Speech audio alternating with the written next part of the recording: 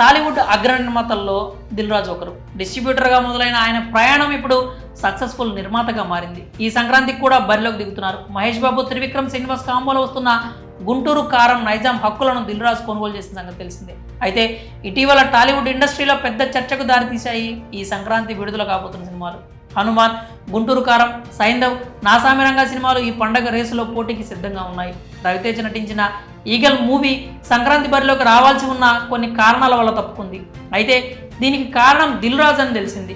ఆయన మంత్రాలు చేయడం వల్లే ఈగల్ తప్పుకుందని తెలుస్తోంది. అదే సమయంలో నైజాంలో సింగిల్ స్క్రీన్లన్నీ దిల్ రాజు లాక్ చేశారు. దీంతో హనుమాన్కు థియేటర్లు దక్కట్లేదు. ఈ విషయంపై దిల్ రాజుకు బెదిరింపులు కూడా వస్తున్నాయట. హనుమాన్ కోసం విశ్వ హిందూ పరిషత్, బజరంగ్ దళాలు రంగంలోకి దిగినట్లు తెలుస్తోంది. దిల్ రాజుకు ఫోన్లు చేసి బెదిరిస్తున్నారట.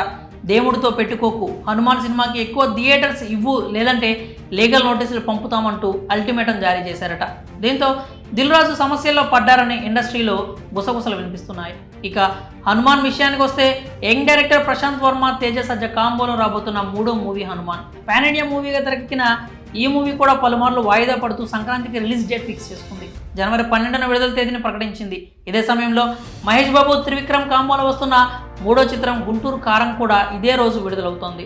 వీటికి తోడు బడా హీరోస్ మూవీస్ ఉండనే ఉన్నాయి. అయితే ఎవరికి వారే గెలుపుపై ధీమా వ్యక్తం చేస్తూనే దానికి తగ్గట్లు పావులు కదుపుతున్నారు. గుంటూరు కారం డిస్ట్రిబ్యూటర్గా దిల్ రాజు మహేష్ సినిమాకు సింగిల్ స్క్రీన్లన్నీ లాక్ చేశారు.